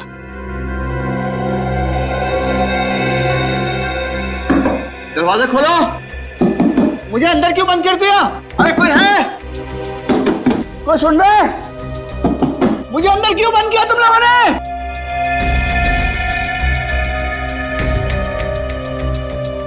कहाँ हूं मैं? किसने बंद कर दिया मुझे? एक भी खिड़की नहीं, टीवी है, सारी सहूलतें। इसने मुझे सब कुछ दिया, लेकिन काल कोठरी में क्यों बंद कर दिया? ये लो खाना। आप लोग कौन है? मुझे क्यों बंद के रखा भाई साहब? आप लोगों को पैसा चाहिए ना, मैं दिलवाऊंगा। मुझे छोड़ दो। उसके पास पैसों की कमी नहीं है। किसके पास? क्या नाम है उसका? मुझे बताओ उसका नाम। वो तुम्हें जल्द ही पता चलेगा। छोड़ो। अरे छोड़ो, छोड़ो। और फिर एक दिन 4 लोग अंदर आए। कौन है आप लोग? मैं समझ नहीं पा रहा था कि वो मेरा खून क्यों ले जा रहे हैं। मेरा खून क्यों ले लिया? जाने से पहले उन्होंने मेरा ग्लास भी ले लिया। ग्लास? उन्होंने ऐसा क्यों किया था? अरे कहाँ जा रहे हो आप लोग? मेरा खून क्यों ले जा रहे? मेरा खून, मुझे छोड़। ये उस दिन मुझे समझ में आया जब मैंने न्यूज चैनल पर देखा कि आज सुबह देव नाम के सिविल इंजीनियर ने अपनी पत्नी प्रिया की चाकू मारकर हत्या कर दी। चाकू पर देव की उंगलियों के निशान और फर्श पर उसकी खून की बूंदें इस बात की पुष्टि करती हैं कि खून देव ने ही किया है। देव फरार है, पुलिस को उसकी तलाश है। देव और प्रिया की एक 2.5 साल की बेटी मीरा भी थी, जिसका फिलहाल कोई पता नहीं चल पा रहा। पुलिस का मानना है कि देव उसे अपने साथ ले गया है।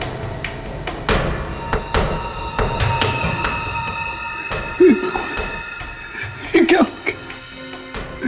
ये क्या हो गया?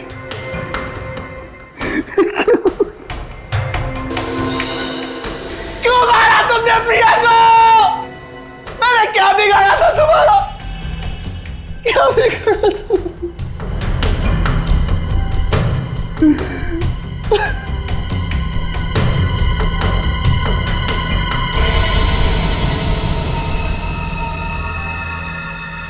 मैं कैसे मार सकता हूँ इसको? मैं तो यहाँ मैं फरार कैसे हो सकता?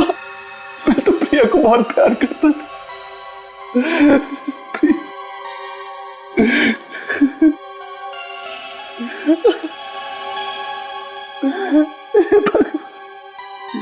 क्या हो गया? मीरा, मेरी बच्ची मीरा कहाँ हो गई? मीरा का क्या किया तुमने? मेरी बच्ची कहाँ है? मैंने क्या बिगाड़ा है तुम्हारा?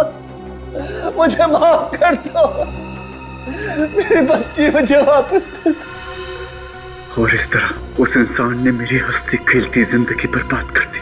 अब मेरी जिंदगी का सिर्फ एक ही मकसद है, बदला।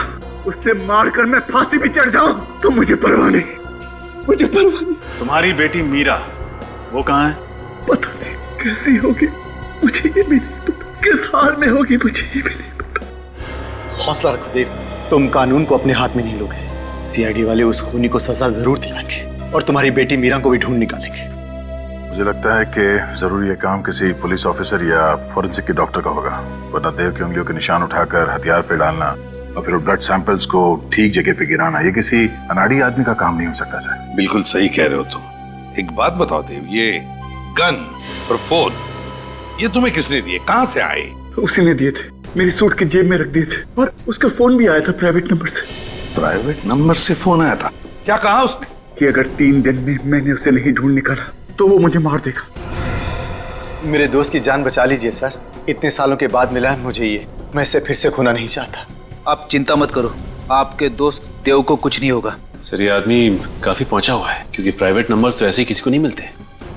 देव, वो आवाज कुछ जानी पहचानी सी लगी तुम्हें जब तुमने फोन पे बात किया उससे? नहीं सर। चलो उस जगह के बारे में तो बताओ, याद करो, जरा दिमाग पर जोर डालो, बताओ। सर बस एक कमरा था, उस कमरे में कोई खिड़की नहीं थी, बाहर से किसी की कोई आवाज नहीं आती थी। मैं तो किसी इंसान की आवाज सुनने को तरस गया था सर। फिर भी कुछ तो सुना होगा, वहां बाहर से कोई आवाज आई होगी, कोई अजीब सी आवाज। बस? हाँ हाँ सर, एक धुन जिसके सुनने के बाद मैं बेहोश हो जाता था। धुन सुनते थे और बेहोश हो जाते थे? जी सर। अच्छा, और कुछ? हाँ सर, हवाई जहाज उड़ने की आवाज दिन भर आया करती थी सर। हवाई जहाजों की आवाज है? इसका मतलब है दया, वहां पे एयरपोर्ट है करीब ही, जहां पर देव को कैद करके रखा था। कुछ और खास बात? देखो देव, छोटी सी छोटी बात भी हमारे लिए काम की हो सकती है, बताओ, सोचो। हाँ सर, वो लोग मुझे दिन रात एक ही किस्म का खाना देते थे सर। रोज एक ही किस्म का खाना? हाँ सर, 14 साल दिन रात मैंने एक ही चीज खाई है, नूडल्स, सिर्फ नूडल्स, सिर्फ नूडल्स। देव ये बताओ, क्या कभी इस नूडल्स का स्वाद बदला है या एक ही स्वाद था, एक ही किस्म के, एक ही तरह के नूडल्स? नहीं सर, 14 सालों में उसका स्वाद कभी नहीं बदला। उसका स्वाद आज भी मुझे याद है, मेरी जुबान पर खुदरा हुआ है सर उसका स्वाद। आई एम सॉरी देव, लेकिन तुम्हें एक बार और वो नूडल्स खाने पड़ेंगे हमारे लिए।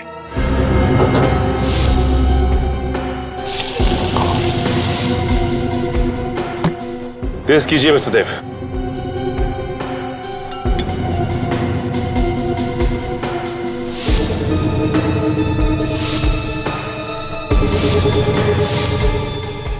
ये नहीं है। इस रेस्टोरेंट का शेफ कौन है? ये वो नूडल नहीं है। मुझे नहीं लगता ये नूडल खाने के बाद मैं और कभी नूडल खा पाऊंगा। इतना घटिया बना है।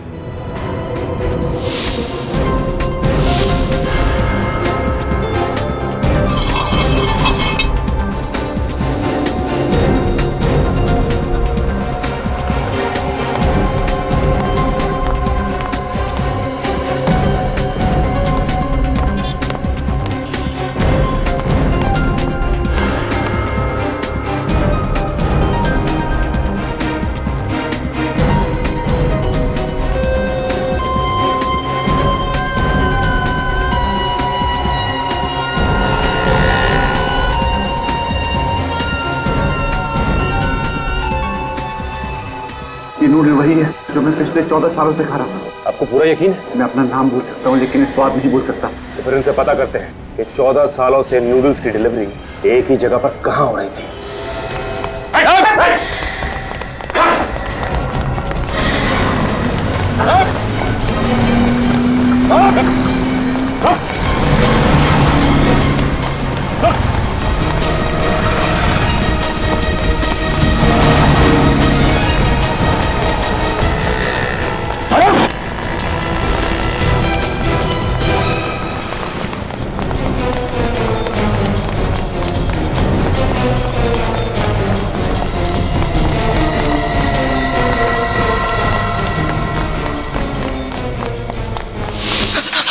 अरे बटलर, तुम यहाँ क्या कर रहे हो? मेरे पीछे वो सीआईडी। नहीं, नीचे।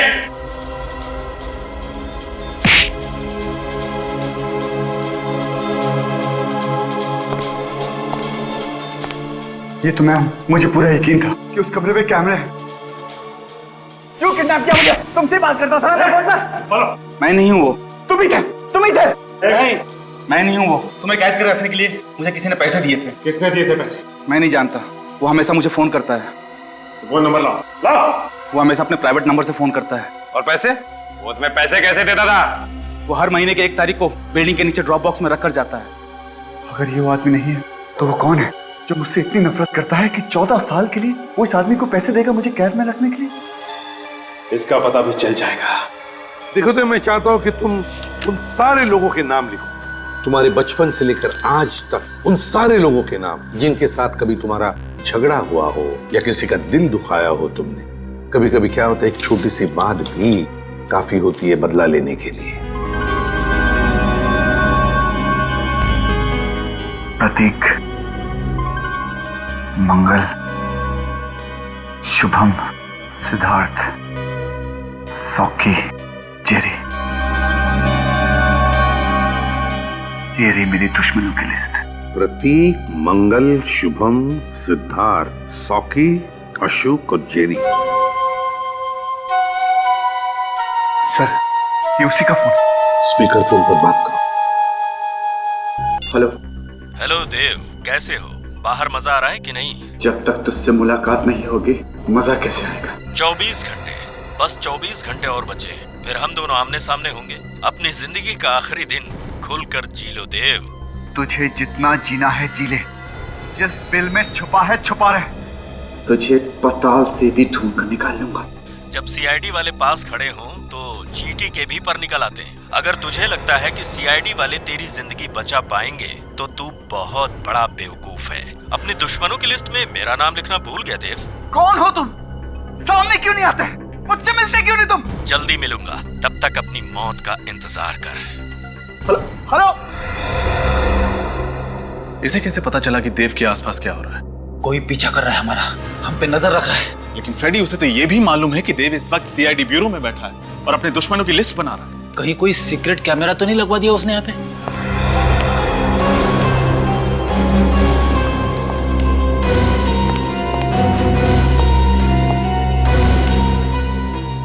नहीं सर, यहाँ पे तो कोई कैमरा दिख नहीं रहा है। क्या मतलब सर?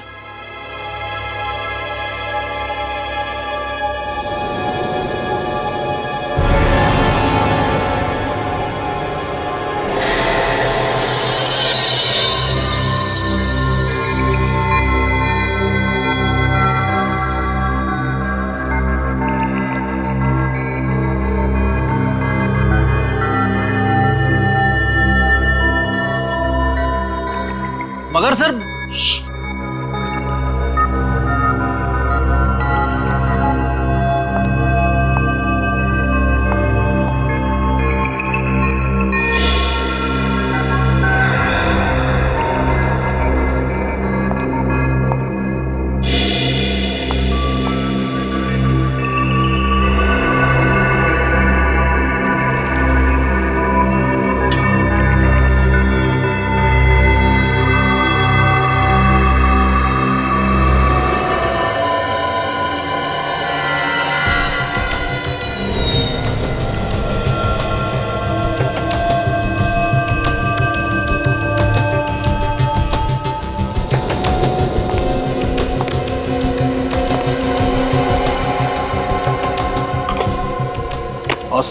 अब बात कर सकते हैं। इस बग को मैंने इस साउंड प्रूफ बॉक्स में रख दिया है। अब ये हमारी आवाज कैच नहीं कर सकता है। इस बग की वजह से ये किडनैपर हमसे एक कदम आगे रहता था। अब देखते हैं यार सड़क है ये देव होश में कब आएगा? 2 घंटे में इसके एनेस्थीसिया का असर खत्म हो जाएगा, उसके बाद ही होश में आएगा। सर, जिसने भी ये काम किया है उसका दिमाग बहुत ही अजीब तरीके से चलता है। उसने पहले देव को 14 साल तक कमरे में बंद रखा और जब छोड़ा तो उसके शरीर में ये बग फिट कर दिया ताकि वो हर समय इसकी बातें सुन सके। और ये बग भी उसी दौरान लगाया गया है जब देव को बंदी बनाया गया था। लेकिन एक बात समझ में नहीं आ रही है कि देव को पता कैसे नहीं चला जब उसके पीठ में ये बग फिट किया जा रहा था। वेलियम गैस की वजह से। Valium gas? जब हमने देव का ब्लड टेस्ट किया तो देव के ब्लड में हमें वेलियम गैस के ट्रेसेस मिले। यार सालुंखे, ये वेलियम गैस तो रशियन सेना ने चेचनिया के आतंकवादियों के खिलाफ इस्तेमाल किया था। बिल्कुल। अब बॉस, इसकी बॉडी में हमें विटामिन डी भी बहुत कम मात्रा में मिला है। सालुंखे, जब भी कोई आदमी 14 साल से सूरज की रोशनी से दूर रहेगा तो यही होगा ना। सिर्फ इतना ही नहीं सर, इसके खून में से हमें स्नोडन थर्वल नाम की दवाई भी मिली है। स्नोडन थर्वल? ये कौन सी दवाई है? सर ये दवाई स्किज़ोफ्रेनिया के इलाज के लिए इस्तेमाल की जाती है। स्किज़ोफ्रेनिया एक तरह की दिमाग की बीमारी होती है ना? अरे हाँ फ्रेडी, बिल्कुल ठीक कहा तुमने। सर लेकिन वो किडनैपर ये दवाई देव को क्यों दे रहा था? ताकि देव अपना मानसिक संतुलन बनाए रखे। बॉस, अगर किसी इंसान को 14 दिन भी छोटे से अंधेरे बंद कमरे में कैद करके रखा जाए तो अकेलेपन और अंधेरे की वजह से वो अपना मानसिक संतुलन खोने लगता है। खाली दिमाग शैतान का घर। और इस बेचारे देव को तो पूरे 14 साल तक इसी तरीके से अंधेरे बंद कमरे में कैद करके रखा गया था। रजत, ये किडनैपर जरूर चाहता होगा कि 14 साल के बाद में जब देव बाहर निकलेगा तो अपने पूरे होशो हवास में रहेगा। हाँ सर, लग तो ऐसा ही रहा है। अब जिसने भी ये काम किया है उस तक पहुंचना बहुत जरूरी है। वो तो हम पहुंच कर ही रहेंगे। पहले पता लगाओ कि ये बग, ये चिप किसने बेची थी और किसे बेची थी। क्या तारीख बताई थी आपने? 2 सितंबर 2010 और उस बग का बैच नंबर है X91PXB4। X91PXB4, 2 सितंबर 2010। जी हाँ, ये बग दी थी हमने, यही नंबर था। ये बग किसको दी थी आपने? इंस्पेक्टर ऋषभ। इंस्पेक्टर ऋषभ? इस इंस्पेक्टर ऋषभ को 2 साल पहले सस्पेंड कर दिया गया था। मगर क्यों? कमिश्नर साहब ने इसको रिश्वत लेते हुए पकड़ लिया था। इस ऋषभ का एड्रेस चाहिए हमें। एड्रेस तो आपको मिल जाएगा, लेकिन इस मुलाकात की खबर किसी को भी नहीं होनी चाहिए। आप चिंता मत कीजिए। सर, हमें तो शुरू से ही शक था कि इस जुर्म में किसी पुलिस वाले या फिर किसी फोरेंसिक डॉक्टर का हाथ है। हाँ, लेकिन रजत, ये ऋषभ ही वो कड़ी है जो हमें देव के किडनैपर्स तक ले जा सकती है। लेकिन पुलिस वाला होने के बावजूद भी ऐसा गंदा काम। सर कहीं ऐसा तो नहीं कि इसे पहले ही पता चल गया कि हम लोग यहाँ आ गए? एक काम करो, दरवाजा तोड़ दो। Sir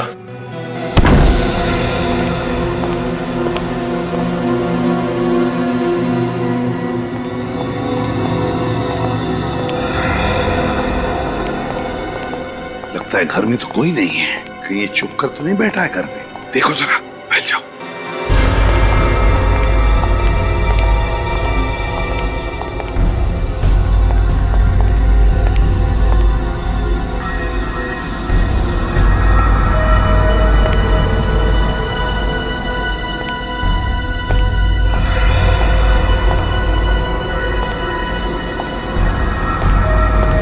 sir! हाँ,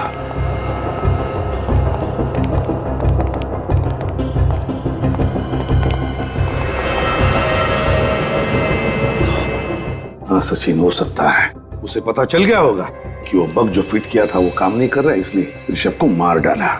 अच्छी तरह से चेक करते इस घर को, एक एक कोना छान मारते, एक एक इंच, जरूर कुछ ना कुछ तो मिलेगा।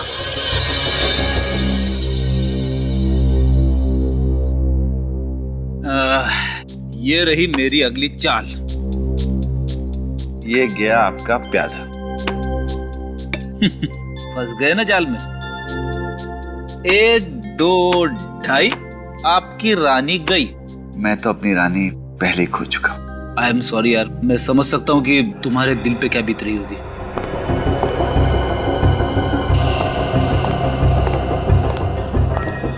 ये क्या है?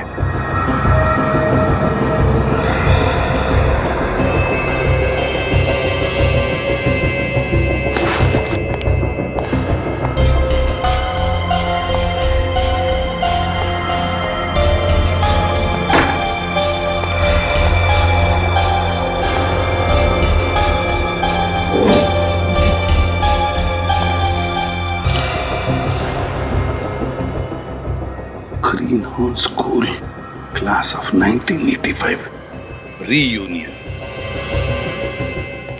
रजत, सचिन,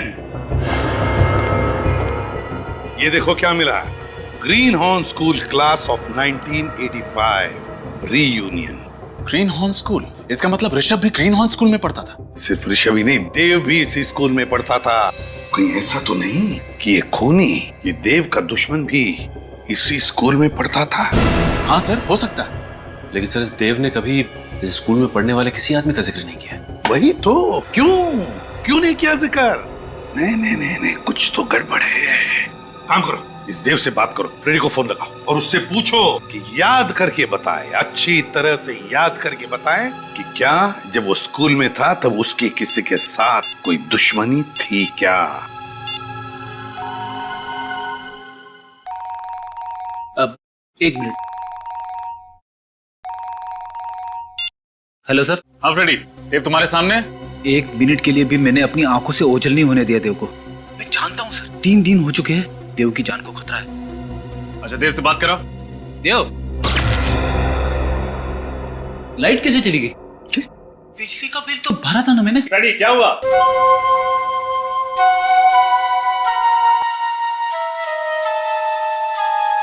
सर, इसी तरह की धुन तो देव के फोन के रिंगटोन की भी है। बिल्कुल यही धुन है, यही धुन है। ये तो वही धुन है। मुझे चक्कर क्यों आ रहे? Freddy,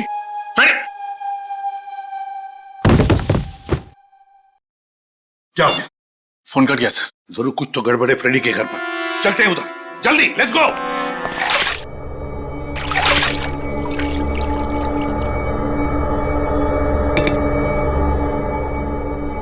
good morning Dev uncle.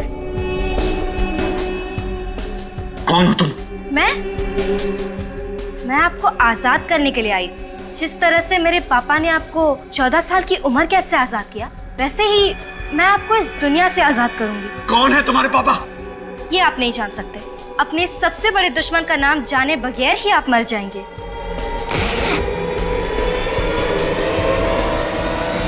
इस गन को हटाओ, ऐसे हटाओ इस गन को। रुक जा, तुम ऐसा नहीं कर सकती। सीआईडी से पंगा मत। क्या हुआ, डर गए? इतने बड़े होकर डर गए? जब गोली चलती है ना, तब कुछ समझ में नहीं आता। गोली चलने के पहले का पल ही डरावना होता है, और ये डर तुम्हारे दिमाग में है। सोचना बंद कर दो तो डर अपने आप ही चला जाएगा और फिर सब कुछ ठीक हो जाएगा। कौन हो तुम? तुम्हारे पापा कौन है? कौन है तुम्हारे पापा? कौन है तुम्हारे पापा? प्रभात कुमार। प्रभात कुमार? हाँ, प्रभात कुमार। तुमने क्या सोच लिया मैं तुम्हें नाम बताए बिना ही मार दूंगी? ये नाम जानना तुम्हारे लिए बहुत जरूरी है, क्योंकि यही वो नाम है जो मरने के पहले तुम्हारी कानों में गूंजेगा। कौन प्रभात कुमार? मैं किसी प्रभात कुमार को नहीं जानता। फिर तो तुम मेरी माँ को भी नहीं जानते होगे। कौन है तुम्हारी माँ? चित्रांगदा कुमार, जिसका तुमने बेरहमी से खून कर दिया। मैंने किसी का खून नहीं किया। अपने पापा को यहाँ बुलाओ। वो तुम्हारी वजह से पहले ही बहुत कुछ सह चुके हैं। उन्हें यहाँ बुलाने की कोई जरूरत नहीं है। बहुत बातें हो गई, अब तुम्हारे मरने का वक्त आ गया है। रुक जा, तुम ऐसा नहीं कर सकती।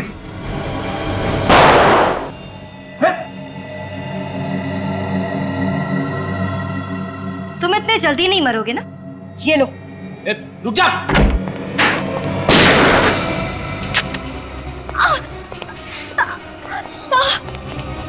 मरने के बारे में सोचना भी मत।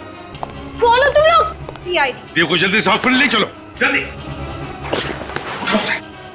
संभल के। अगर तुम लोग यहाँ नहीं आते तो मैं उसे मार ही डालती। हम मारने देते तब ना। इतनी कम उम्र में इतनी नफरत किस लिए? हा?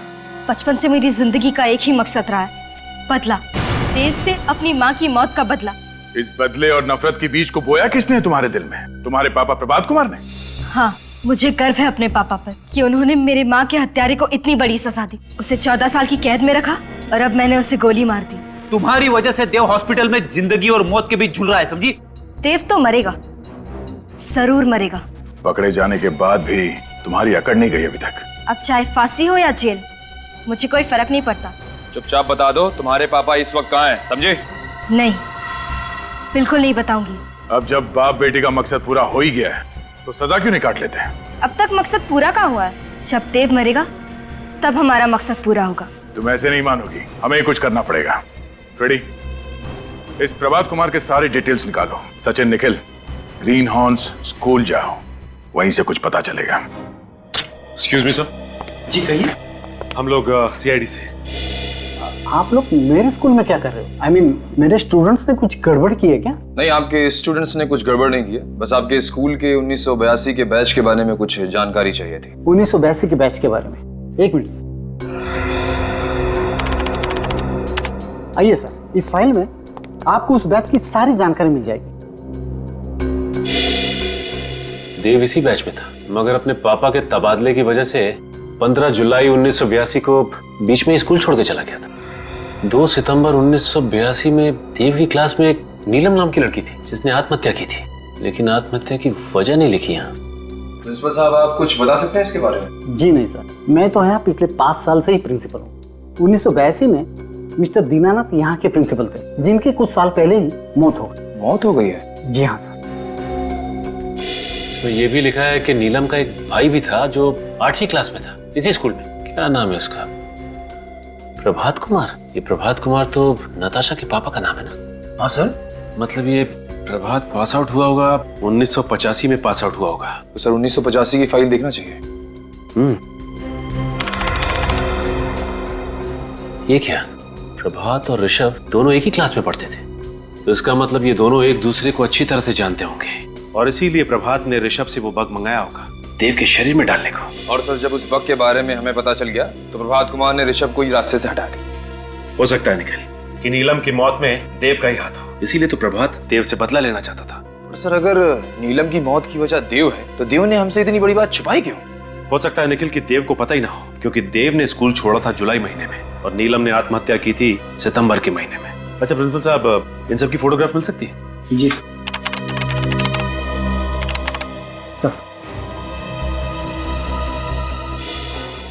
ये है देव और ये नीलम। तो सर, इस फाइल में ऋषभ और प्रभात का भी फोटो होना चाहिए। माय गॉड, ये है प्रभात। सर, ये प्रभात कुमार है? हाँ निखिल, अब वक्त आ गया है इस खरगोश को पिल से निकालने का। सर, मैं प्रभात कुमार के घर से आ रहा हूँ, उसका कोई आता पता नहीं है। फोन क्यों से? हाँ सर, किया था, फोन बंद आ रहा है। आप लोग कितनी भी कोशिश कर लीजिए, मेरे पापा तक कभी नहीं पहुंच पाओगे। सर, मैं ग्रीन हॉर्न स्कूल से आ रहा हूँ। ये देखिए सर, ये प्रिंट आउट। नताशा, तुम्हारी बुआ ने आत्महत्या की थी, ये बात मालूम है तुम्हें? मेरी कोई बुआ नहीं है। है, नीलम कुमार नाम है उनका, मगर सितंबर 1982 में उसने आत्महत्या की थी। मगर पापा ने कभी बताया नहीं इस बारे में। ओहो, नहीं बताया? शायद भूल गए होंगे। मगर उन्होंने तुम्हें ये तो बताया होगा ना कि नीलम कुमार और देव एक ही स्कूल में पढ़ते थे। ये क्या कह रहे हैं आप? ये देखो, पढ़ो इसे।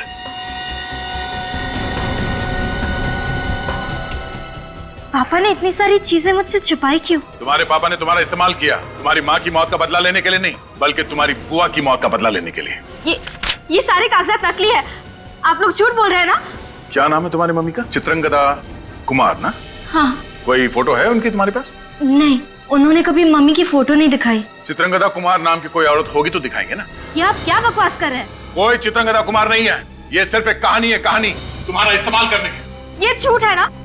तुम्हारे मम्मी पापा की शादी कब हुई थी? 25 फरवरी 1993। मैरिज रजिस्टर के ऑफिस में गए थे हम, वहाँ पे भी कोई प्रभात कुमार और चित्रांगदा कुमार की शादी का रजिस्ट्रेशन नहीं किया गया है। ये नहीं हो सकता। अच्छा, ये बात है। आप लोगों को लगता है कि आप लोग मुझे इन सब बातों में फंसाकर उल्लू बनाओगे, तो मैं आपको अपने पापा का पता बता दूंगी, है ना?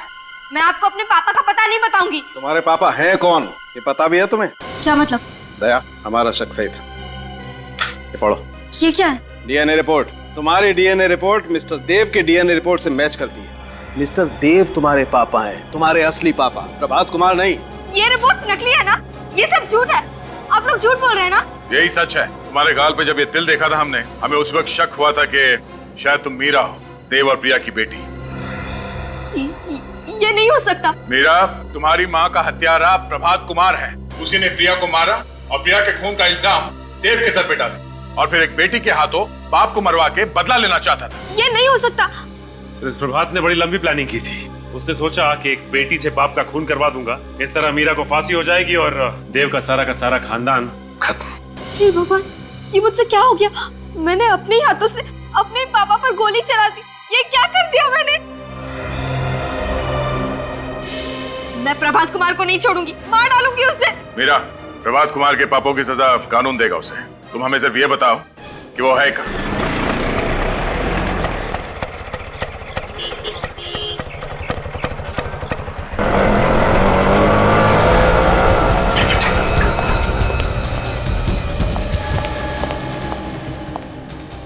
निताशा बेटी, तुम यहाँ? सीआईडी वालों ने तुम्हें छोड़ दिया? सीआईडी वालों ने मुझे छोड़ दिया।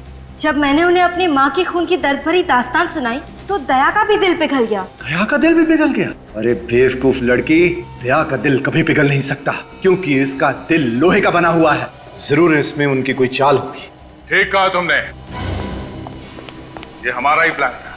मिस्टर प्रभात कुमार उर्फ गिरीश।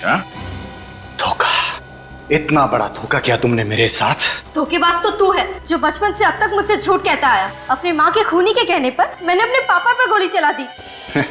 तो तुम्हें सब कुछ पता चल चुका है। कितनी कोशिश की मैंने कि कम से कम खून खराबा हो, खुशी खुशी सब कुछ निपट जाए, मगर अब मुझे लगता है यहाँ पर मुझे 4 लाशें बिछानी पड़ेगी। तुम लाशें बिछाओगे? लाशें बिछाने लायक बचोगे तब ना। बोल, क्यों किया ये सब? क्योंकि मैं देव को बर्बाद कर देना चाहता था। क्या दुश्मनी थी तुम्हारी देव के साथ? देव मेरी बहन का खूनी है। लेकिन नीलम ने तो आत्महत्या की थी ना? देव की वजह से आत्महत्या की थी मेरी बहन नीलम ने, क्योंकि ग्रीन हाउस स्कूल में उसने सभी को ये कहकर उसे बदनाम कर दिया था कि वो उससे प्यार करती, उससे शादी करना चाहती, जबकि ऐसा कुछ भी नहीं था। देव तो जुलाई 1982 में स्कूल छोड़कर जा चुका था। हाँ, मगर देव के स्कूल छोड़ देने के बाद भी ग्रीन हाउस के बाकी के स्टूडेंट्स के तानों ने नीलम का पीछा नहीं छोड़ा, और मायूस होकर वो खुद मौके से लटक गई। गिरीश, तुम्हारी बहन के साथ जो कुछ भी हुआ बहुत गलत हुआ, मगर बदला लेने के लिए तुमने देव के साथ जो कुछ भी किया वो भी ठीक नहीं है। सालों से बदले की आग मेरे दिल में चल रही थी और मैंने उसे कभी बुझने भी नहीं दिया। बस सही मौके का इंतजार कर रहा था, क्योंकि देव मुझे पहचानता नहीं था, इसलिए गिरीश बनकर मैंने उससे दोस्ती की। ये सब करने का क्या फायदा हुआ? तुम्हारी मरी हुई बहन वापस तो नहीं मिली ना? तुम्हें मिलेगा सिर्फ फांसी का फंदा। डॉक्टर साहब, कैसी तबीयत है इनकी? गोली दिल के बिल्कुल पास लगी और खून भी काफी बह गया है, इसलिए इनका बचना मुश्किल है। नहीं डॉक्टर साहब, ऐसा मत कहिए। अगर मेरे पापा को कुछ हो गया तो मैं अपने आप को माफ नहीं कर पाऊंगी। हमें जो कुछ करना था हम कर चुके हैं, अब तो इनको केवल भगवान ही बचा सकते हैं। पापा उठिए ना, मैं आपकी बेटी मीरा। मैं आपको पहचान नहीं पाई, पर आपको तो मुझे पहचान लेना चाहिए था ना। पापा जवाब दीजिए, इतने सालों बाद आपकी बेटी वापस आई है, आप उठकर उसे गले नहीं लगाएंगे? ओ नो, इनकी हालत तो बिगड़ती जा रही है। पापा आप मुझे छोड़कर कहीं नहीं जा सकते, समझ गए आप? मम्मी भी मुझे छोड़ के चली गई थी, अगर आप चले गए तो मुझे कौन संभालेगा? पापा उठिए ना पापा। हे भगवान, आप प्लीज मेरे पापा को बचा लीजिए। मैं जेल चली जाऊंगी, अपने सारे बुरे कामों की सजा काटूंगी, पर आप मेरे पापा को बचा लीजिए प्लीज। भगवान उठिए ना पापा। इन्हें होश आ रहा है। पापा मुझे माफ कर दीजिए, मुझसे बहुत बड़ी गलती हो गई। मुझे अब पर गोली नहीं चलानी चाहिए थी।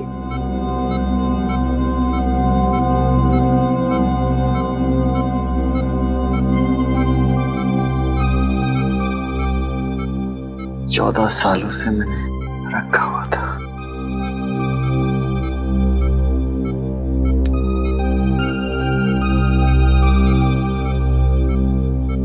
ये तो मेरे बचपन का फोटो है।